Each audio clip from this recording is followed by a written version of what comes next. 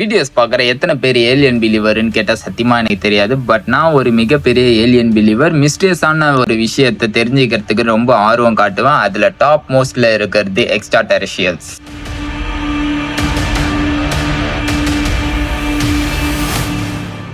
2025ல humans ஏலியன்ஸை contact பண்ணுவாங்கன்ட்டு few டிகேட்ஸ்க்கு முன்னாடி நிறைய time travellers and astrologers predict பண்ணியிருக்காங்க. 90s காலகட்டத்திலே இறந்து போன பாபா வாங்க நம்மளோட வேர்ல்டில் நடக்க போற நிறைய விஷயத்த 90sக்கு முன்னாடியே ப்ரெடிக்ட் பண்ணி வச்சிருந்தாங்க. அதுல 2025 ப்ரெடிக்ஷன்ல ஹியூமன்ஸ் வில் காண்டாக்ட் ஏலியன்றத ப்ரெடிக்ட் பண்ணியிருக்காங்க. நிறைய டைம் டிராவலர்ஸ் 2025ல ஏலியன்ஸ் வில் லேண்ட் ஆன் எர்த்ன்றத ப்ரெடிக்ட் பண்ணியிருக்காங்க. அமெரிக்கன் கார்ட்டூனான சிம்சன்ல கூட 2025ல ஏலியன்ஸ் எர்த்ல லேண்ட் ஆகுற மாதிரி காமிச்சிருக்காங்க. 2023-24லயே நாசாக்கு ஒரு அன்யூஷுவலான ரேடியோ சிக்னல் ரெக்கார்ட் ஆயிருக்கு. பட் நாசா அது ஒரு நேச்சுரலான காமெட்னு நினைச்சிட்டாங்க. ஜூலை 1, 2025 அன்னைக்கு நாசாவோட ரிட்டையர்டு சயின்டிஸ்ட் ஒரு ஆப்ஜெக்டை டிடெக்ட் பண்றாரு ஃப்ரம் த டீப் ஸ்பேஸ்.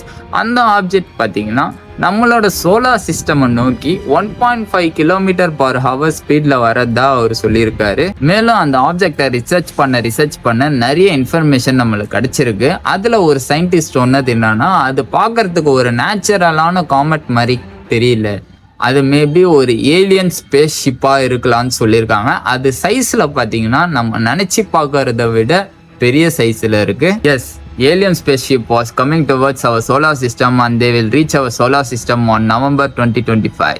இந்த இன்ஃபர்மேஷனை நாசா அஃபிஷியலா ரிலீஸ் பண்ணதுக்கு அப்புறமா நிறைய சோஷியல் மீடியாஸ்ல இந்த இன்ஃபர்மேஷனை வேற மாதிரி போடுறாங்க. அதாவது spaceship was coming towards Earth to attack அஸ்ன்ற மாதிரி போறாங்க. அந்த அட்டாக்ன்ற வேர்டை எல்லா இடத்துலயும் யூஸ் பண்ணியிருக்காங்க. அவங்க நம்மளை அட்டாக் பண்ணணும்னு நினைச்சிருந்தா எப்பயும் அட்டாக் பண்ணியிருக்கலாம். Because they are higher civilisation.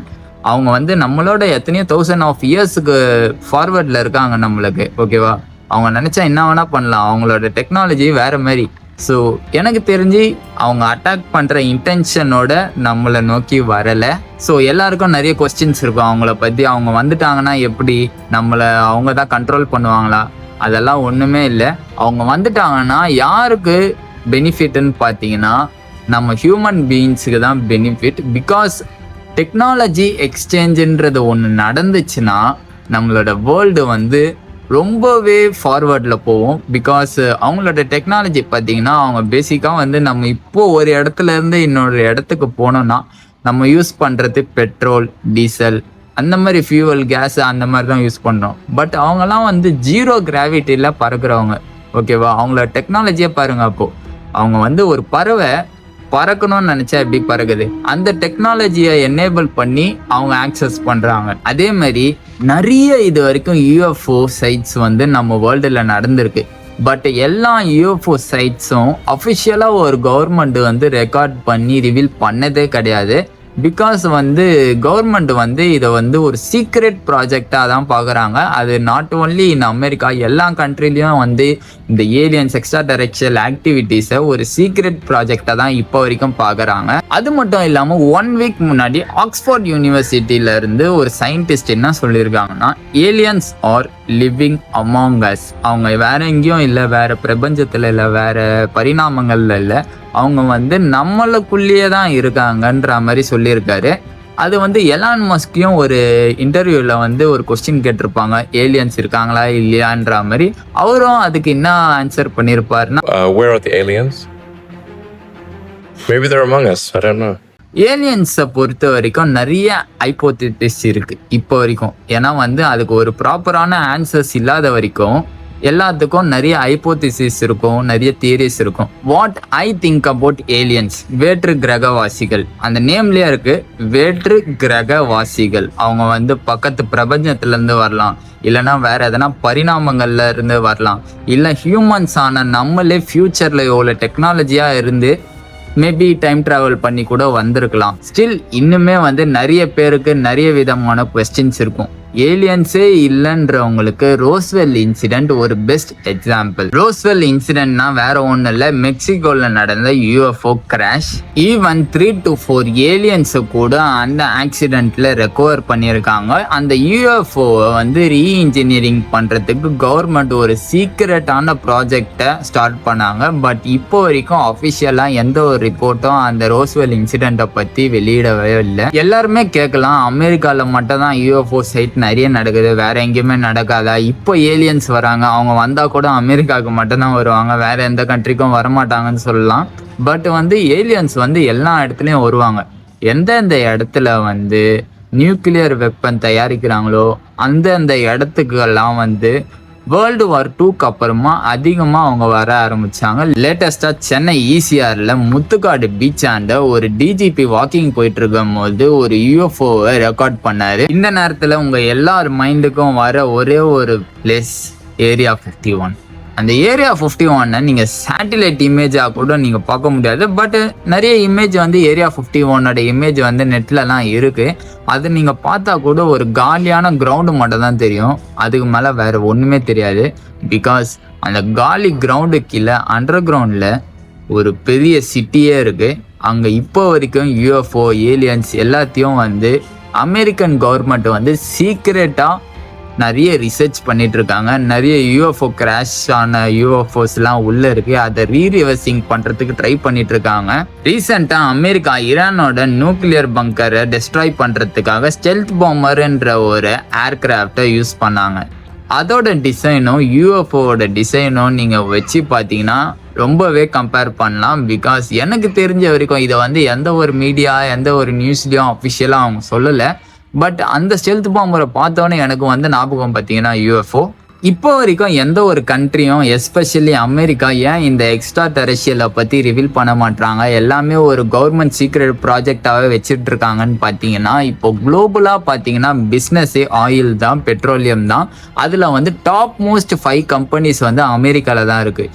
Suppose நம்ம வந்து ஏலியன்ஸை பற்றி அவேர்னஸ் மக்கள் இடையில எடுத்துகிட்டு வந்துட்டு அவங்களோட டெக்னாலஜியோட எக்ஸ்சேஞ்ச் பண்ண ட்ரை பண்ணால் அந்த 5 ஆயில் கம்பெனிஸும் மூட வேண்டியது தான், வேறு வழியே கிடையாது அமெரிக்காவுக்கு. பிகாஸ் அவங்களோட டெக்னாலஜி முன்னாடியே சொன்ன மாதிரி அவங்க பெட்ரோல் டீசல்லாம் வந்து வண்டியை ஓட்டல, அவங்க ஜீரோ கிராவிட்டி, அவங்க வேறு மாதிரி ஒரு கிராவிட்டி டெக்னாலஜியில் அவங்களோட சயின்ஸ்லாம் டீப் சயின்ஸ் அந்த மாதிரி டெக்னாலஜியில் இருக்காங்க. அந்த மாதிரி டெக்னாலஜி நம்மளுக்கு வந்துச்சுன்னா அமெரிக்காவோட எக்கனாமி ஆட்டோமேட்டிக்காக இங்கேருந்து இங்கே வந்துடும். ஸோ இதுதான் one of the main reason நான் நினைக்கிறேன். நாட் ஓன்லி பெட்ரோலியம் கேஸ், அது மட்டும் இல்லாமல் அவங்களோட medical technology.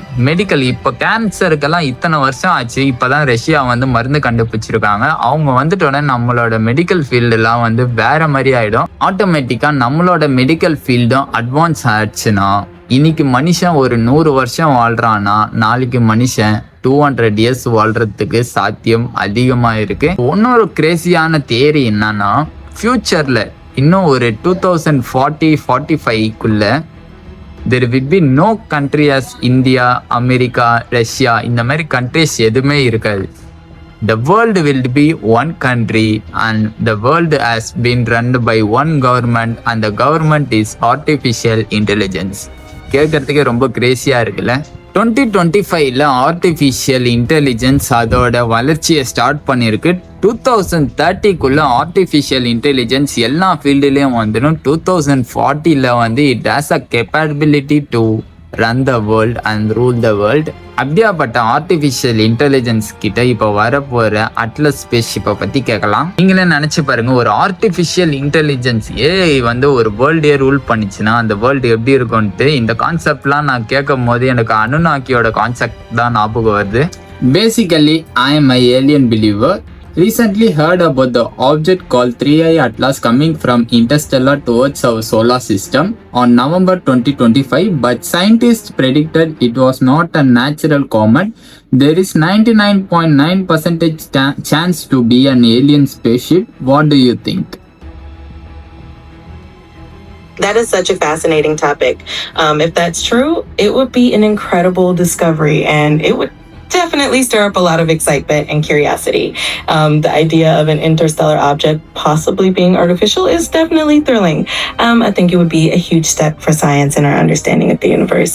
We'll have to wait and see how it unfolds. Before ending this video, இப்போ கூட நிறைய பேருக்கு வந்து ட்ரஸ்டே இருக்காது, என்னடா இதெல்லாம் ஒரு சும்மா கட்டுக்கதைன்ற மாதிரி நினைப்பீங்க. பட் நம்ம பிரபஞ்சம் எவ்வளோ பெருசுன்றதை யோசிச்சு பாருங்க. அங்கே நம்ம மட்டும் தான் இருக்கிறோன்ட்டு நினைக்கிறதும் சொல்கிறதும் ரொம்ப ஒரு செல்ஃபிஷான விஷயம். I think so. நம்மள மாதிரியே நிறைய லிவிங் பீயிங்ஸ் இருக்காங்க, அதர் டைமென்ஷன்ஸில் இருக்காங்க, வேறு பரிணாமத்தில் இருக்கலாம், வாய்ப்புகள் அதிகமாக இருக்குது. ஸோ இந்த வீடியோ வந்து ஒரு எக்ஸ்ட்ரா டெரிஷியல் பிலீவர்ஸ்க்கான ஒரு வீடியோ. மேபி இந்த ரோஸ்வேலி இன்சிடென்ட், அனுநாக்கி கான்செப்டை பற்றி ஃப்யூச்சரில் வீடியோ வேணும்னா கண்டிப்பாக கேளுங்க. இப்போ வரைக்கும் சயின்டிஸ்ட்டுங்க வந்து அதை ஒரு நேச்சுரல் காமெண்ட்டாக இல்லைன்றதுக்கு 99.9% வந்து கேரண்டி கொடுத்துருக்காங்க. பிகாஸ் அதோட shape and unusual speed towards our solar system, இது வந்து ஒரு ஹையர் சிவிலைசேஷன் நம்மளை ஸ்பை பண்ணுறதுக்காக அனுப்புகிற ஸ்பேஸ் ஷிப்புன்ற மாதிரி சொல்லியிருக்காங்க. பட் இதுக்கெல்லாம் வந்து ஒரு ஆன்சர் வந்து நவம்பர் தான் நம்மளுக்கு தெரியும். So we have to wait till November. இந்த வீடியோ பிடிச்சிருந்ததுன்னா சப்ஸ்கிரைப்.